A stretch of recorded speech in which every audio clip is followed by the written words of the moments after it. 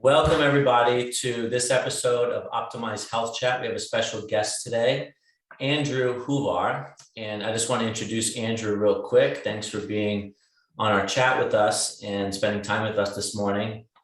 I just want to go over Andrew's bio so you can learn a little bit about him. And then what we're going to do is we're going to dive right into all the work that Andrew does and really learn more about men's groups and a lot of different things today. So stay tuned for a great session. Andrew is a devoted student and a respected teacher of the esoterica. He's based out of Phoenix, Arizona, where he offers weekly Sacred Sons men's circles, potent workshops, sound medicine journeys, embodying retreats, energetic bodywork sessions, and transformational mentorship. The art of consciousness, breathing, and masculine alchemy, Mentorium are his greatest works of art thus far. He initiated his journey in 2012 after experiencing a spontaneous Kundalini awakening. This led him into the plant medicine path and integration through ancient esoteric systems. Since that day, Andrew has embodied deeper levels of transformation and is steadfastly devoted to the path of self-mastery.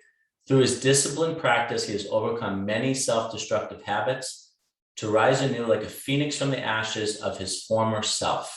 His goal as a teacher is to support the students in connecting more deeply to their own teacher within. I like that. The ancient knowledge he shares is rooted deeply in the energetic nature of our world.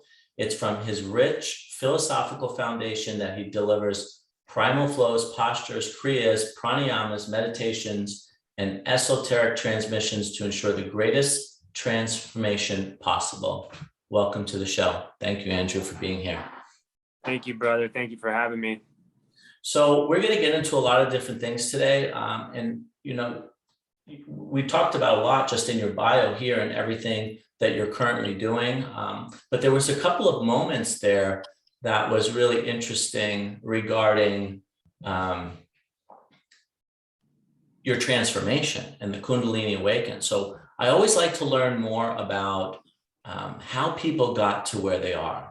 So maybe we can start there and just talk a little bit about who was Andrew Huvaere prior to getting into all this work in 2012, and what inspired you to really be a leader and a role model locally here in the Phoenix area. I know you do a lot of work in California too, in groups like Sacred Sons men's circles and things like that. Yeah, definitely. So, yeah, my spontaneous Kundalini awakening occurred in 2012. Leading up to that moment, you know, I was kind of hitting rock bottom within my life.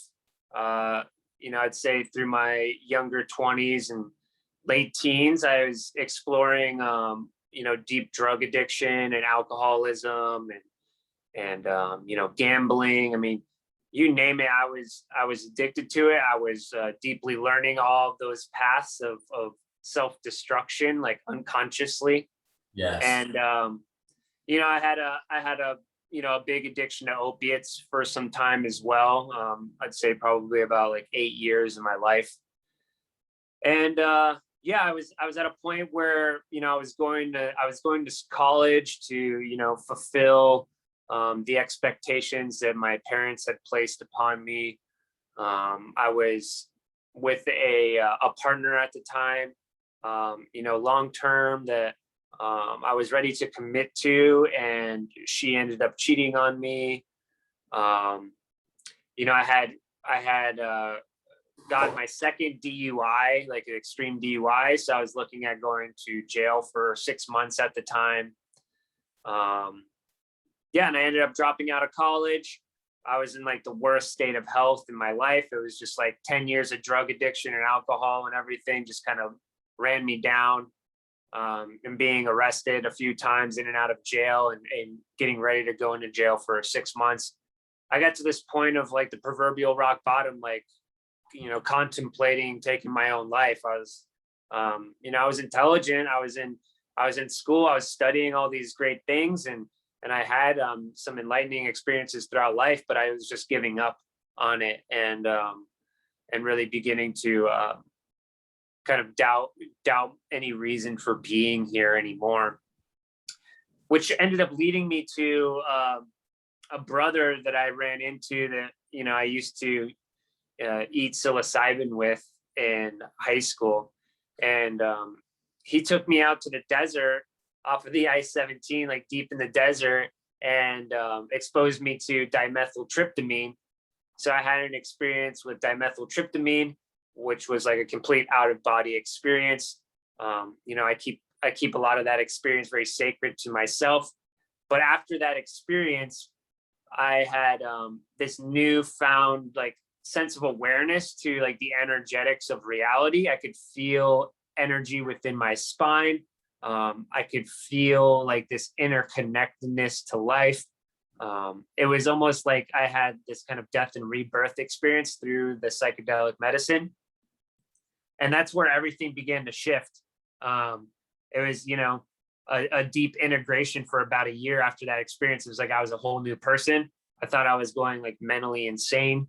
I was just like having lucid dreams every night, just tuning into this whole new level of sensitivity that I had been like numb from for over a decade. And that's what led me down the path to exploring all of these systems of, these ancient esoteric systems and applying all these different yoga paths and meditative and breath work exercises. And I just went deep down into that rabbit hole and spent like all my time there for a year. Ended up going to jail for 6 months. And in jail, it was just like time for me to practice and implement all of these tools and these teachings that I've been receiving. And I read like 50 books in jail, and I was meditating and doing all these practices every day in there. And by the time I came out, I was just like, okay, this is my new life. I need to find a teacher now. And I was just kind of self-taught myself how to meditate, how to do this breath work through books and just tuning into my body and exploring just kind of primal movements. And then I found teachers that kind of guided me along the path. And ever since then, that's what I've been doing, just continuing to embody more and learn more and share what I'm embodying through my process. Awesome. Thank you so much for sharing all that. And I kind of went through my own experience as well, and we all kind of have our own path in finding our way. And ultimately, you mentioned the word a brother took you out to the desert. And was that kind of like the beginning of, the world that you're in now, which is really rooted in mentorship? So how did that transition occur where you started to get into the work that you're doing now, working with sacred sons? And maybe you can just describe to our users a little bit in our community here, what exactly is going on in these different units. Bless you. Thank you. Yeah, so the Sacred Sons came into the picture about 4 years ago. At the time I was a very deeply devoted Kundalini yoga teacher, and I was going through all my trainings through that process and deep in the medicine path. I did my journeys to Peru and sat with Mama Aya and kind of explored that whole realm to its fullest expression. And I felt like there was still something missing. Like I didn't have like this community of men around me that were there to like hold me accountable, to like keep refining me, to challenge me. I was getting kind of soft in my position as a teacher and comfortable in this medicine path where I felt like there was something more that I was missing out on.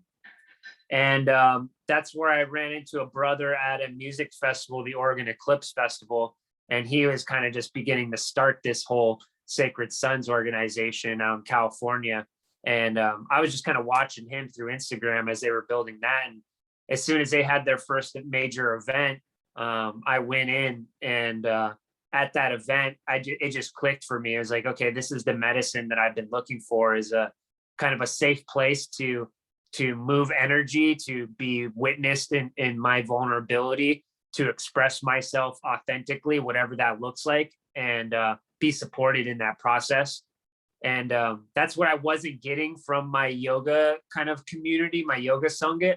And from my plant medicine journeys, I wasn't getting these deeper levels of integration and kind of a grounded kind of sense of embodiment and an accountability container and stuff like that. And that's kind of what that brotherhood filled in, was that missing piece. And once it just clicked for me, I was like, okay, these experiences are just as potent, if not more potent, than some of these ceremonies I've been in.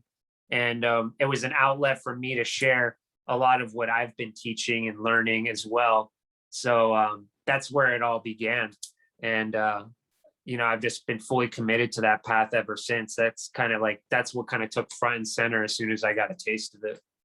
So prior to the Sacred Sons and men's groups, you were teaching Kundalini yoga locally here in Phoenix? Yeah. Got it. And you seem to incorporate a lot of that work into the men's group as well. I see pictures and stuff like that of you leading breath work. And I know you've come to Optimyze quite a few times and have taught classes here with us, breath work, meditation, kriyas, different things like that. So would you say that the Kundalini yoga was kind of like your foundation a bit? Yeah, I would say definitely that's where it all started, and that's where a lot of my discipline was developed, was through the system of kriyas and pranayams and meditations. I put in thousands of hours into that system. A lot of my workshops, I usually say that discipline is one of the keys to happiness. And for many years in my life, I lacked a lot of self-discipline, both prior to the military and then after the military. When I was in the service, a lot of my time in the service was kind of forced discipline. It's like you had to be up at this time, you had to be at this time, but it was wonderful because it created a lot of systems for me. So maybe you can expand a little bit on discipline, the old Andrew prior to the awakening, prior to the Kundalini yoga, and how Kundalini yoga helped you to create this inner discipline and what that's really translated into your current and future life. Yeah, I love this. I feel like this is a lot of the medicine that I bring through, especially for the men that I mentor, is developing this ability to become comfortable within like the discomfort, essentially, is what I describe discipline as. It's showing up and doing what is required of us, even most likely the things that we resist doing, that we don't want to do. Those are the areas that need to be tended to. And I feel like Kundalini yoga really gave me the crash course on that, because if you've explored those kriyas and those postures within that system, a lot of them are like really strange. It's like holding your arms up above your head and leaving them up there for there's meditations I've done for 2.5 hours with my hands above my head, just holding them up there. There's a certain threshold, a mental place that you have to kind of mind over matter situation. And I put myself into that space so much to where it's easy for me now to show up into uncomfortable experiences and find the pleasure and the joy within that process. And that was just, lots of practice that got me there. But in its essence, that's what, discipline is doing what must be done, essentially. I know what I need to do, and life shows me where I need to go and what needs to be accomplished. And I sniff out the things that I'm resisting, that I don't necessarily want to do, because I know in doing those things, I'm kind of embodying that shadow aspect that's going to lead me to a greater experience in life. And that's what discipline has kind of paved for me, is there's always, through the restriction, through doing these things, the sacrifices that are made within that experience, it leads me to something always greater. The deeper desire that I don't even know oftentimes what it is, but that's where it leads me to. Would you say a lot of the problems in our society, or a lot of the challenges that men are having, because you get to hear a lot of stories with men coming to these different groups and sharing openly, authentically about their life, maybe fatherless homes, which I know is a big obstacle for many men, and it's not something necessarily that people really admit openly until they go to a kind of a safe place like Sacred Sons or working with you one-on-one.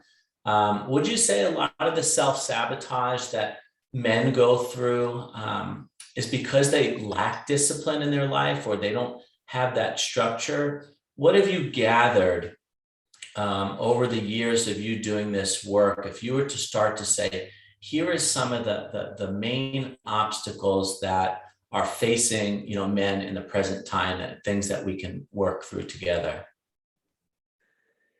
Yeah, I would definitely say discipline is a major component of this, this situation. There's like another piece of like, men didn't have rites of passage in our culture, modern day culture, like we used to, many years ago.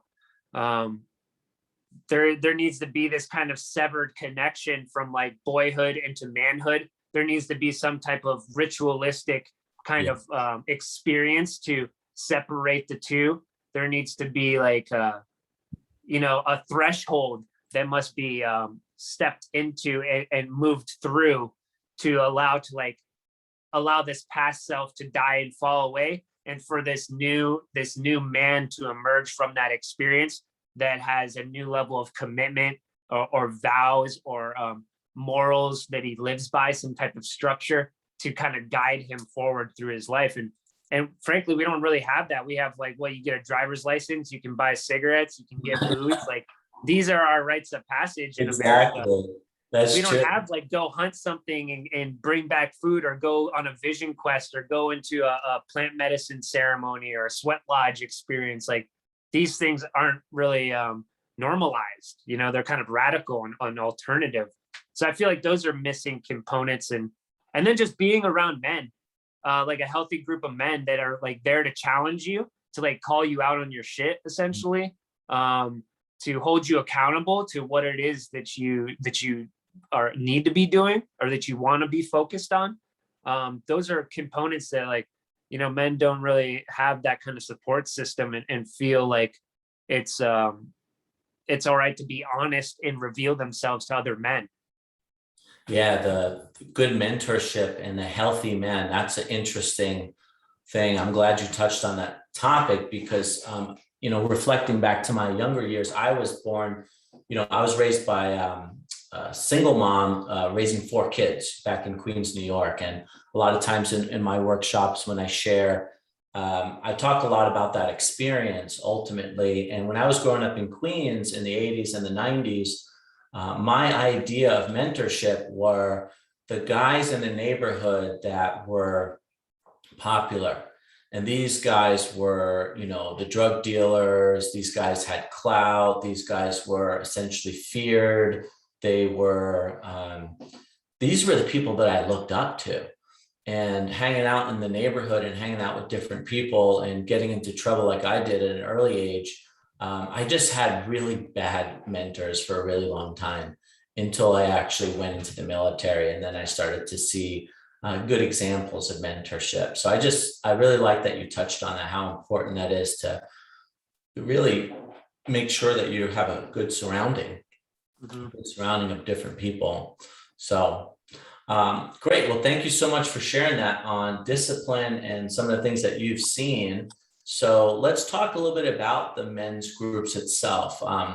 And you probably can't talk about everything because obviously it is sacred, but ultimately, what can someone expect? What can someone expect from going to one of these retreats, and what's the type of work that's done there? Yeah, so I would start off by saying, we kind of have some ground rules to these experiences, and it's confidential. So we create a safe space, like nothing that is seen or heard or expressed in those spaces kind of leaves those spaces, and without consent. Other men don't share other men's personal stories and so on. So that allows us to welcome in all aspects of men. Like, all of you is welcome in these places. There's no thing that we haven't heard or seen, or a man's done and expressed in those places that we can't hold. So that's, first and foremost. And it's really built on, honesty and authenticity, really bring through your truest expression, coming into contact with the essence of who you are, peeling off the layers, the masks that we tend to put on, whatever roles, I'm a teacher, I'm a mentor, I'm a man, whatever that is, all of that stuff, we do different types of practices to kind of dissolve that and allow, like, who are you really? And then we create a safe space for you to bring that through. Acceptance and non-judgment is a big piece of the work we're doing as well. So you can bring anything in there and you're going to be accepted regardless of what it is. And we're going to be practicing to not judge another man based on his experience. And I'd say ownership and responsibility is a big piece of the work. Like, we don't create these spaces. It's not like talk therapy. It's not like we're here to just vent and like blame our experience in life upon other people. It's like, we're here to own our stuff. We're here to take responsibility for it, because it's through that act that we can actually transform what we're creating in our experience. And then I'd say the sacredness, we keep it sacred. We bring a lot of ritual, a lot of ceremony into the place. We have a lot of, we bring indigenous elders into the retreat from these lands that we're holding these retreats onto, to talk about their people and their way of life and their connection to this land, to bring in men into the perception of, like, well, what are the ancestors of this land? How would they walk upon this land? How would they treat this land? And then we bring, medicine men in. We bring in all sorts of facilitators from all walks of life, and they bring in their modalities and their medicine into the experience. We'll bring in, primal flow, and we'll bring in Kundalini yoga. We'll bring in ice baths and Wim Hof method, and we'll have sound healings. And, sometimes we'll bring in like combo, and we'll have like our deeper layer of shadow work as well, which we call ritual connection. And that's what, if you check out Sacred Sons, you'll see a lot of men like in groups, holding other men or lifting men up, or men crying and having these like cathartic releases. And that's really the depth of our like kind of like somatic experience and releasing that goes on at these events. It's from a very grounded and embodied state. And that's where men really can meet these darker parts of themselves and integrate them and embody them. And I've witnessed some of the best miraculous healings occur in those types of spaces, of just community and witnessing and men supporting one another. And that's why I'm all in on this stuff. I love it. And a lot of the things that you mentioned, I'm very familiar with. Obviously, I'm in this field of from plant medicine to ice baths, the Wim Hof method, to breathing exercises, sound healing. This stuff is, all very common to me at this stage of my life. It wasn't, obviously 15 years ago. And so when you get the people who participate in these groups, like, what's the range like? Do you get a lot of guys that are already into this stuff? They're already following, they're already doing breath work, they're doing ice baths, they've participated in some form of what we would call, healing modalities. Is that, would you say, the majority? Or are you getting guys that are literally just coming out of the corporate office, who are just watching Sunday football from 9 a.m. till 8 p.m., and Monday night football and Thursday night football, and just doing a lot of what I would consider maybe more normal stuff, right? Do you get those groups of people? Because that's got to be really transformational, really scary, really just a lot of obstacles in that, because there's so many things that you're introducing them to that's really not talked about through mainstream outlets. Yeah, I'd say, we get the whole spectrum of men that come through these places. We've had, like 16-year-old young men coming into this space with 150 other men, all the way up to like 65-year-old men, fathers with their sons coming through for the experience. And you'll have men that are experienced in these modalities, we'll have that whole perspective, but there'll be men that are like, this is my first time doing breath work. This is my first, like, majority of the men, their first time doing cold plunges. A lot of, people are referred to us and they just sign up, and it's kind of like they're being called to this experience. They're like, I don't know what I'm in for, but I know I'm supposed to be here. Yeah. And yeah, it's just like full on initiation into a whole different world. Nice. So, is there any message that you have for men today who might be listening to this that are on the path of self-destruction, where they're lacking self-discipline, they're still gambling, they're maybe sleeping around, they're drinking, heavily for no apparent reason, not necessarily on the path, or they're feeling confused? What are some things that men can do right now to start making that change, that transformation, that switch where they can maybe start to connect with themselves in a different way and start to hold this more sacred masculinity? Yeah, so I would say, the first and most powerful way is always through the breath. Like the breath is the gateway essentially to transformation. And if a man can become connected to his breath, and just begin to breathe consciously into his body and learn some just basic breathing, like even if you have no experience, just taking a couple of deep breaths is going to bring you into the present moment. And it's from the present moment where we're able to make all the shifts and changes and adapt to what our life is and what we're experiencing.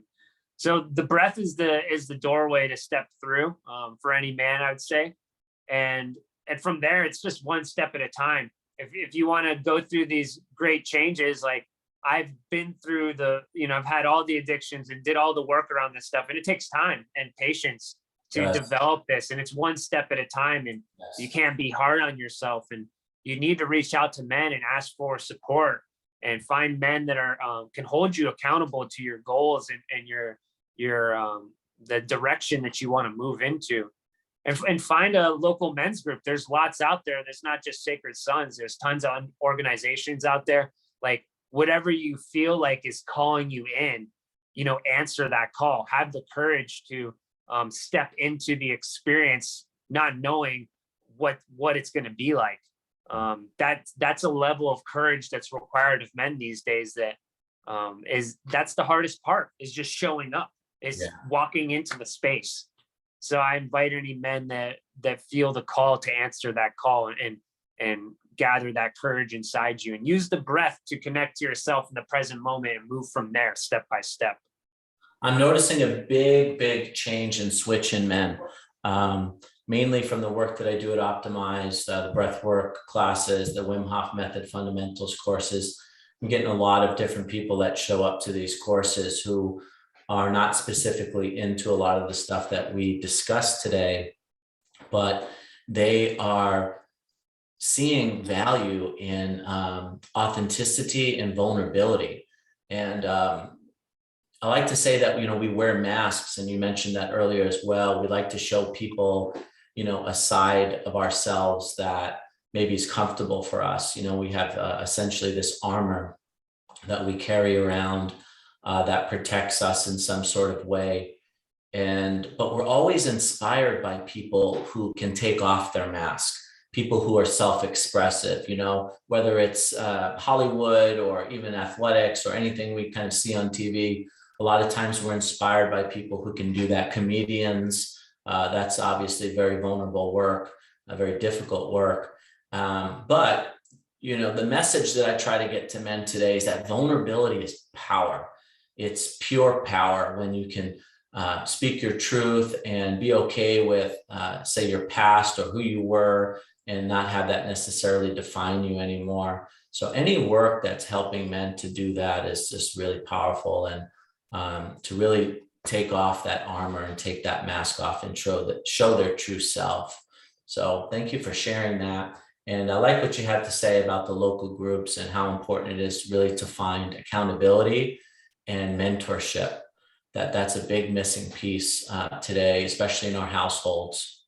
And look at our current times, right? Even if you have a father in the household, our lives are so busy today with the alerts, the emails, the text messages, the to-dos, that we're not necessarily present as we were, say 50 years ago, and even more if you go, back even further, right, where we had less distractions. We live in a world full of distractions, which is having a big challenge with us. So aside from the men's group circles and stuff like that, I know that you've done a lot of individual work by coming to Optimyze and teaching breath work and cacao ceremonies. So share what are some of the other things that you do outside of Sacred Sons? Tell us a little bit about the art of consciousness and breathing and masculinity, alchemy, and all that kind of stuff that you are putting out there on your social channels. Yeah, so locally in Phoenix, I offer cacao ceremonies and private kind of sound healing events as well as a big thing that I'm into. I love music and playing different types of music and all the instruments. So that's a passion of mine that I love to share. And the art of conscious breathing is a system that I work with that within like a mentorship capacity of just kind of guiding people back to establishing a potent and powerful relationship with their breath and how to develop present moment awareness through their breath and through their day. Instead of it being like a breath work practice that we go to, it's like, okay, well, how can I deepen this connection and tune into my breath consciously throughout the day and begin to breathe better and create new habits and patterns that are going to support my health overall for a longer period of time. So that's essentially what it is. I'll connect some esoteric principles to that and make it very simple and basic. And it's just a way to inspire people to tune into your breath more and to notice how you're breathing and check in with that throughout the day. The Masculine Alchemy Mentorium is a private kind of group coaching container that I've created for men that they're not looking to work like one-on-one long-term mentorship with me. So maybe they want like a 10-week program to explore the masculine archetypes that were brought forth by Carl Jung, and a system that I've kind of infused into that of working with the elements of the earth, the fire, the water, the air, and the spirit. So I kind of fuse both of those into a 10-week program for men, and it's an intimate container where they can kind of get this one-on-one coaching capacity and also kind of dive deeper into the men's work and the shadow work and, being challenged and having accountability and a safe container to move through their stuff. And besides that, I'm kind of working on some courses around death right now and sexuality. Those are two other areas that I kind of specialize in. I like to consider myself like a death doula in a sense. So that's kind of the areas that I'm kind of evolving into, is more the relational realms and working with death and sexuality. And those are my offerings. Great. Well, thanks for your time today. Thanks for sharing. Thanks for all the work that you do in your community. Thanks for the work that you do and bring to our community at Optimyze. We really appreciate you. And we look forward to more events with the Optimyze community. I know you're going to have some more offerings and different things that we're going to be collaborating on that I'm excited about. So I just want to leave you with a closing message for men out there that maybe struggling, maybe be having some challenges, maybe in a bad spot where they're like, I got to make a change. I got to do something different. Where do they start? I know you talked a little bit about it earlier with the breath and finding that mentorship, but do you have any sort of closing remarks for them, something that they can start doing today to change their path moving forward? Yeah, I would say, the phrase that I use often is do what must be done. It's like, if you ask yourself what needs to be done on a deep level, you will know what is required of you, what you need to accomplish to take that next step forward. So it's do what must be done. Whatever that is, whatever life is presenting to you that you're resisting to do, that's what you need to do, essentially. Love it. Now, Andrew, how can people find you? Where do they connect with you? we want to give you an opportunity to let people know how to get in touch. Yeah, definitely. So, you know, you can find me on Facebook. You can find me on Instagram. That's where I post a lot of my content. Life Force Alchemy. It's life.force.alchemy. I've got a YouTube channel as well that I just started that I'm kind of uploading videos and content onto, Life Force Alchemy. And I'm in the process of building my website right now, which will be www.lifeforcealchemy.com. Outstanding. And congratulations on all your success and the work that you do. We appreciate you. Thank you for being here on today's Optimyze Health Chat. And that's all we have today, everybody. Thank you very much. All of Andrew's information will be in the notes, so make sure to connect with him, follow him, and come check us out at our next gathering that we have at Optimyze, which we have one actually as early as this Friday. So talk to you soon. See you. Thank you, brother. Thanks again.